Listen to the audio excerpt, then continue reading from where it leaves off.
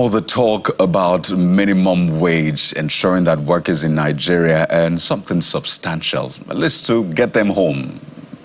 Well, whether or not it would take them home is another conversation entirely, but something substantial to afford the basic necessities of life. But on the flip side of that conversation is productivity. You'll have heard the earlier conversation we had, and Mr. Paul Alaji was talking about how productivity needs to follow, else we'll find ourselves in a recession. So this morning, we're talking productivity, and we have joining us in our studio the president of a Chartered Institute of Personnel Management, CIPM, Mr. Ahmed Ladan Gobir. He's right here with us in our Lagos studio. Good morning, sir. Welcome to the Morning Brief. Good morning. Good morning.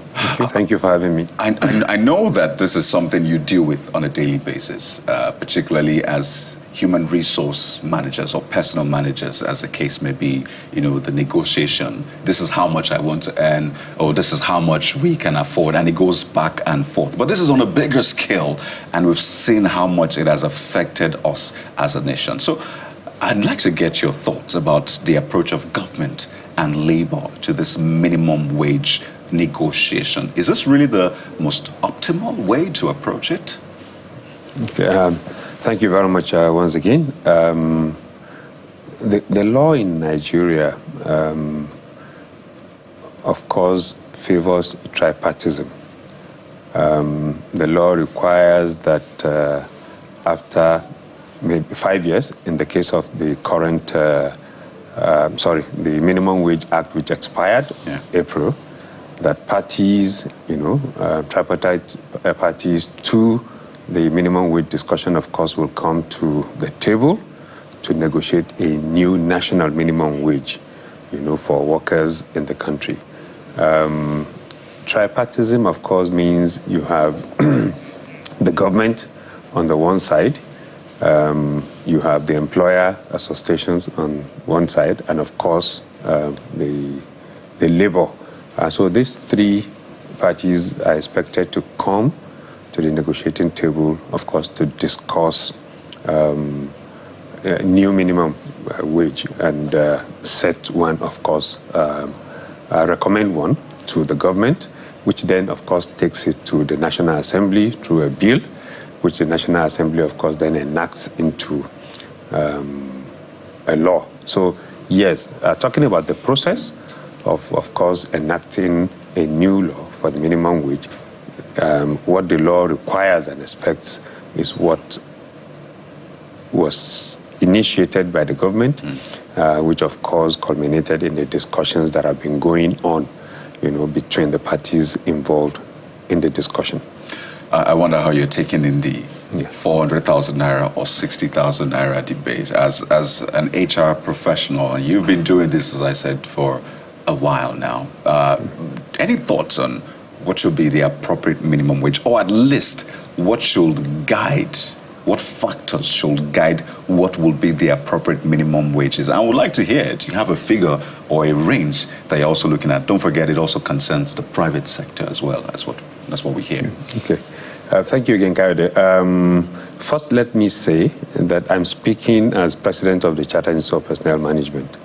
And I would like to say that at the onset of the current discussion and in the ongoing attempt to review the national minimum wage, the CIPM was approached by the National Salary, Incomes and Wages Commission to submit a memorandum, on about 4 or 5 critical areas. One, of course, is to recommend what we think should be the appropriate minimum wage. The other is to speak to the frequency of the review, of the minimum wage. The third is around enhancing and increasing productivity, whether in the private sector or in the public sector. The fourth is around sanctions for violations, of the Minimum Wage Act. And we did work on a presentation, a memorandum which we submitted to the Tripartite Committee, of course, through the National Salary, Incomes and Wages Commission. I'm unable to speak to the details of what we recommended because, of course, that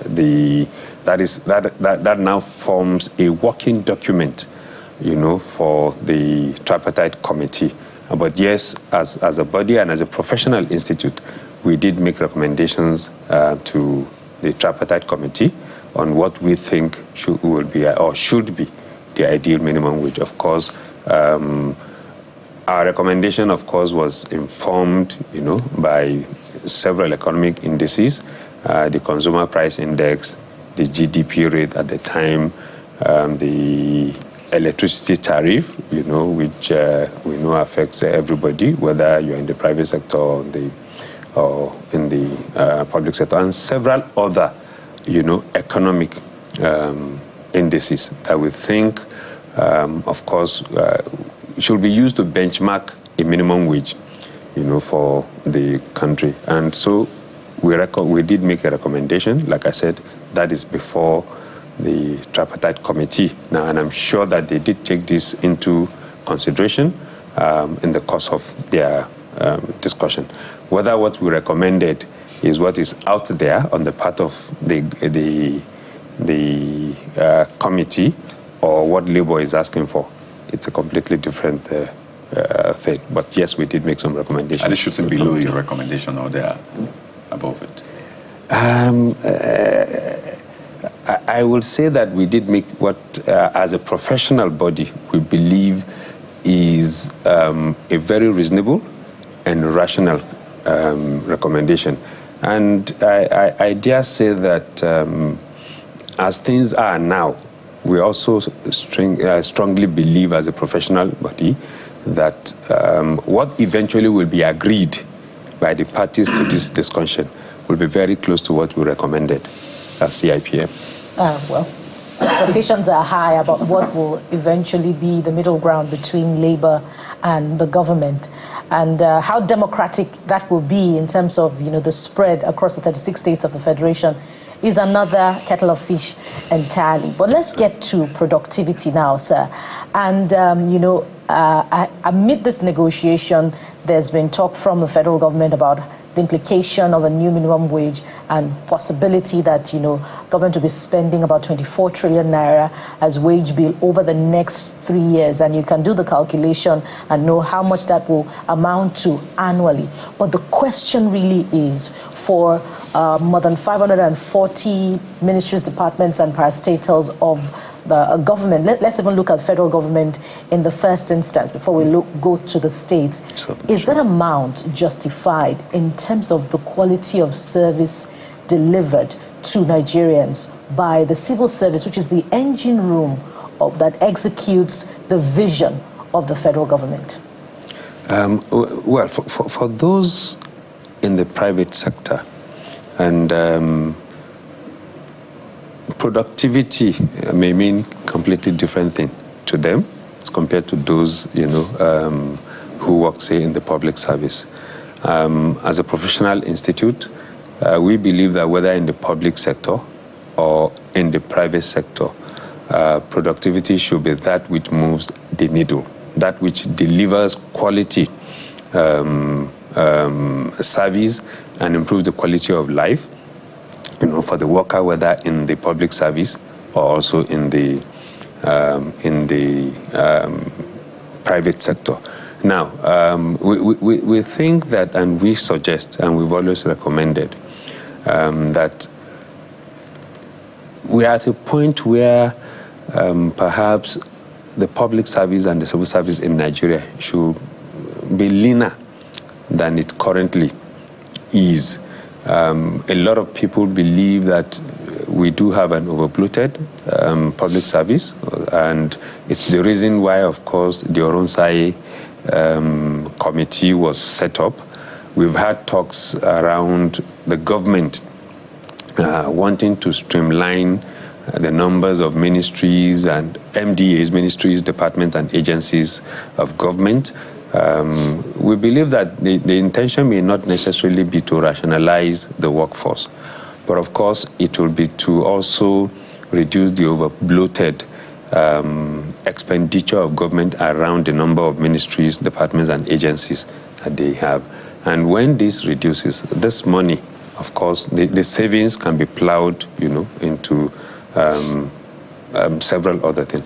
Now, because of the proliferation and the multiplicity of departments and agencies that we have, the perception is that a lot, of these departments and agencies and those who work there are somewhat inefficient.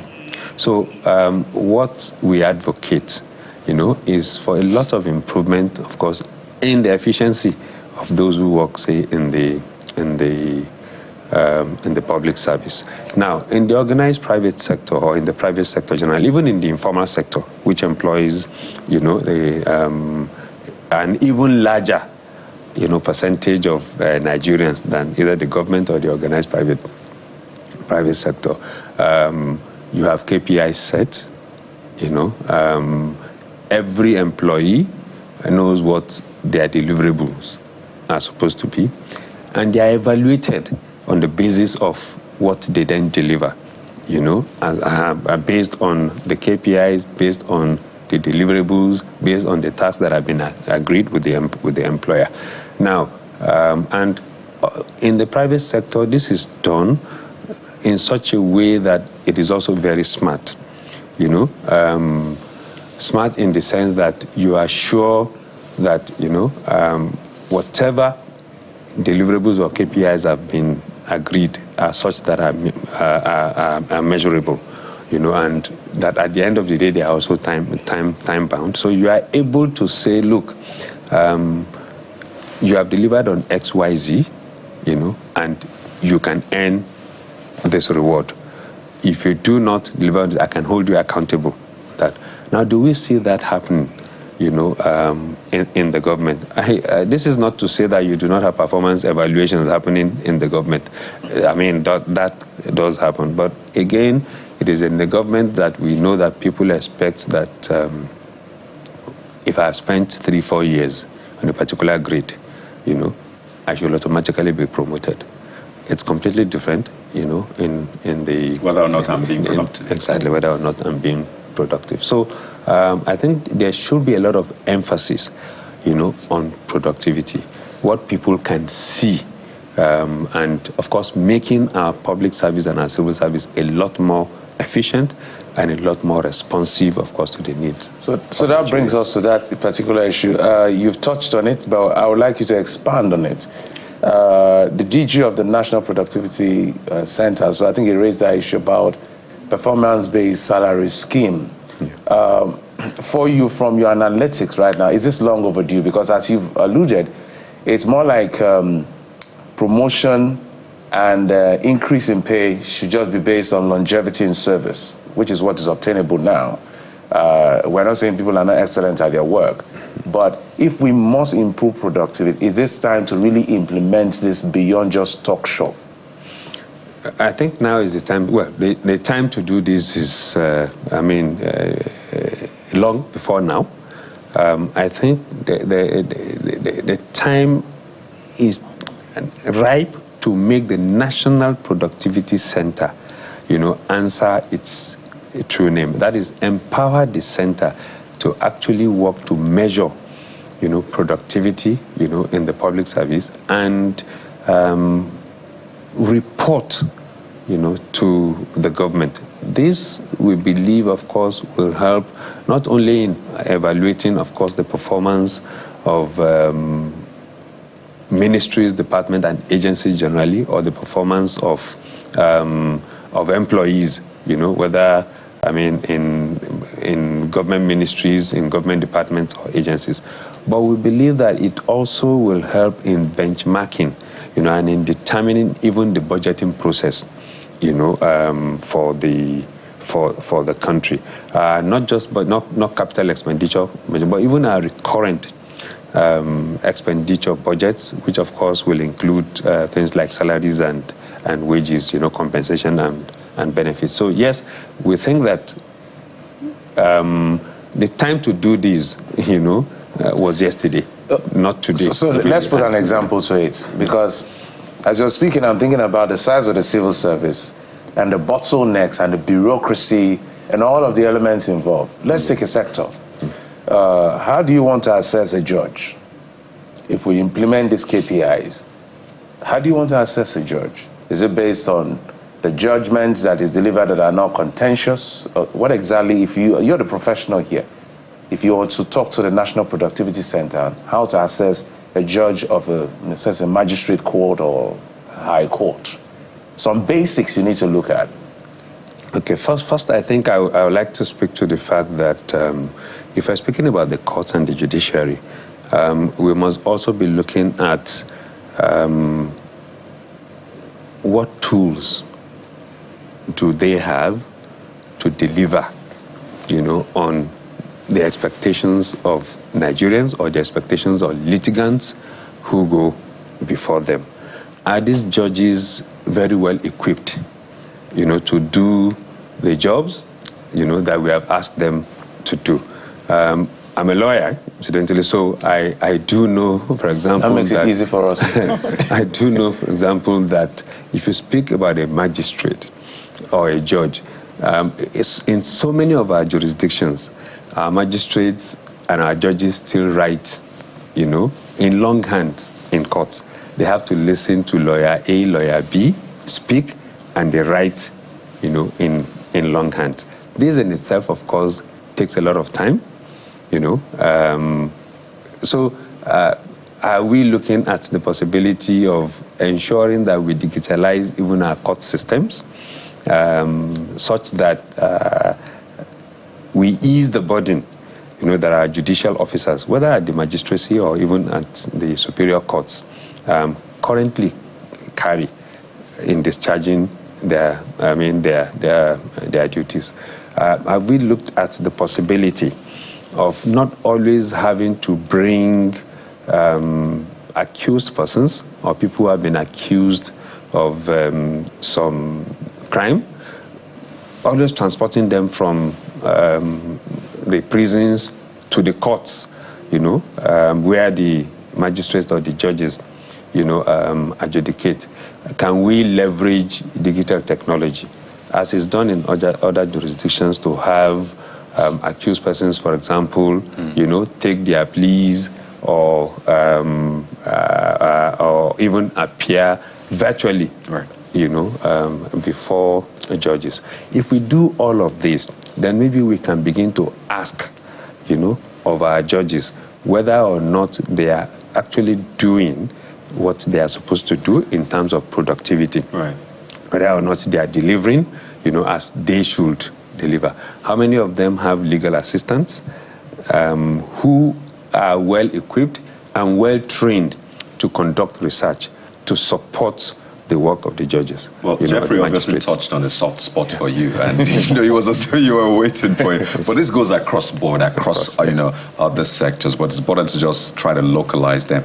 But since we're leaning on your experience that you have, you've also been a commissioner, right? A state commissioner. And this conversation is not just for federal government; it's also for states. They play a huge role in all of this. They probably have perhaps more workers than the federal government. The data is tough to find on that one, or equal when you put them together. I will come to the private sector, which again you sort of represent in some sense. Why has it been tough for state governments? Because you were commissioner for industry, commerce, industry, and cooperatives. Exactly. So you understand the money, how the money moves out. It translates into productivity. Why is it always tough for state governments to pay? Imagine some are not even paying 30,000 naira, and I imagine that the excuse they will have is, if not paid 30,000 naira, how can we pay this 60,000+? So does any state have should they make that excuse? I think that's the question, that they can't pay. Okay, Kayode, thank you for that question. At the time I was commissioner, that was I left office in 1999, May. I was in the government. I handed over to the civilians. My ministry, just like you said, was called Ministry of Commerce, Industry and Cooperatives. That ministry, after we left office and politicians took over, was balkanized into about 4 ministries. And of course, so jobs were created for everybody, for so many people. So, of course, you do have an increase in the number of employees in the state. And this happened as it did in my state, as with so many other states. Most of the states, except for a state like Lagos, like Rivers, and a few others, depend on allocations from the Federal Allocation Committee, the FAC. They depend on subventions. Their internally generated revenue is very low. Yes, there may have been some improvements over the course of time, but that again is neither here nor there. So at the end of the day, most of the states actually use the subvention, to pay salaries. And that's where you have very little, of course, to spend on infrastructure development and for other capital expenditure. It's the reason why you have so many states unable to pay their counterpart funding to TED fund, to access fund for improving, educational facilities in the state. So for states that are unable to increase and improve their IGR, it then becomes impossible for them to pay even the minimum wage. The law, of course, expects that once the minimum wage is agreed, because the states as subnationals are also party to the conversation. Incidentally, I was a part of the Tripartite Committee. I was a member of the Tripartite Committee on the review of minimum wage from the 2017-20, the one that bathed the 30,000 naira. So I know, for example, that on that committee, apart from representatives of the federal government, we had 6 state governors, representing the 6 geopolitical zones. There were hues and cry around, we will not be able to pay the 30, whatever it is you are recommending. But at the time at which we concluded the discussions then, we were all agreed, on the 30,000 which was recommended. And no states raised objections that we can't pay you. I do not recall that any of them at that time said, we will not be able to pay. And were they fully participatory in the meetings? Exactly. Yeah, they sent. I recall very well that 3 state governors were always there. Others sent their heads of service, to come and attend, and then they will come in. But were there representatives from, across board, the other 36 states of the Federation, even if the governors were not there? No. The way it is that the governors forum, they nominate their representatives. So the nominations were then done across the 6 geopolitical zones. This question is... So what I'm saying is, before an agreement, before we came to what we came to at the time, the representatives of the subnationals, just like the representatives of the federal government, and those of us who are representing the organized private sector, had the opportunity to go back to our principals, to say this is where the conversation is going, and this is what we are likely, to agree and to sign off on. So for us, when we then proposed the 30,000 naira, it was a shock, to hear that, there were states that were unable to pay for various reasons.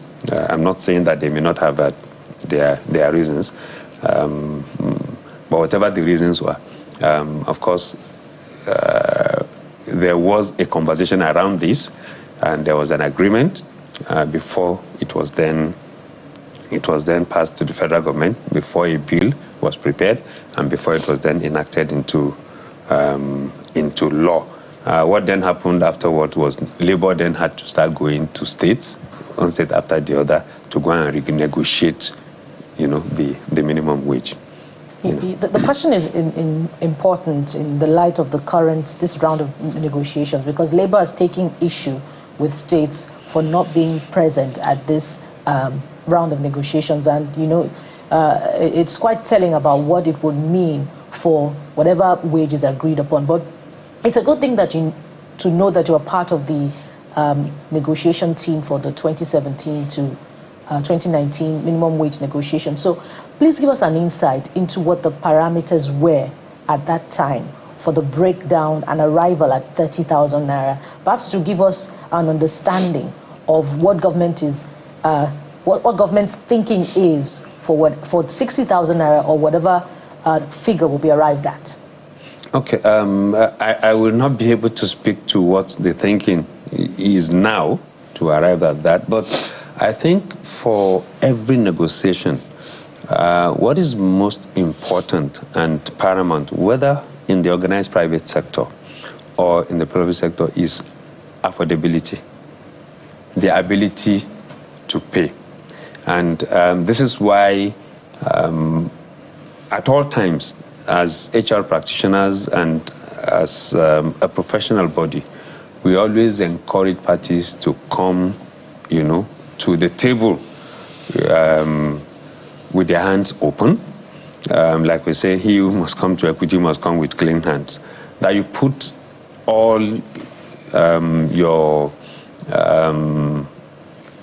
indices, you put all the points that you have, all the reasons that you have, all the data, that you have on the table for the other party to see. Decisions, like we always say as HR professionals, must be data-driven. When you come to a negotiation, you must be able to show the other party that, look, this is where we stand. If we have to pay this much, this is what it will cost us. This is the implication, So decisions must be data-driven. I would imagine and I would expect that with the current committee too, all of this, data would have been placed before members of the committee. I do not know whether there are parties to the discussion who have not been attending the conversation. But as an institute, CIPM, for example, the memorandum that we submitted, not only took cognizance of all, like I said, consumer price index, the GDP from 2019 to 2023, how the inflation index and how it has impacted the 30,000 naira that was approved, was enacted into law from 2019 to 2023. What is the value of 30,000 naira now? I mean, based on the inflation. This was what informed the recommendations that we made, as an institute to the Tripartite committee. And in addition to that, is that we also feel that, well, as it is done in the organized private sector, discussions or wage reviews, in the organized private sector, for example. I wanted to speak because you're already going to it, so I wanted you to expand. We don't have so much time now. Yeah. Companies are divesting. Some are even closing down. Yes. And we're trying to do a scenario planning of post-wage increase scenario here. Yeah. Because of what may happen. If companies are already divesting and closing down, what then happens to organized private sector if, let's say, we get to 100,000? Okay.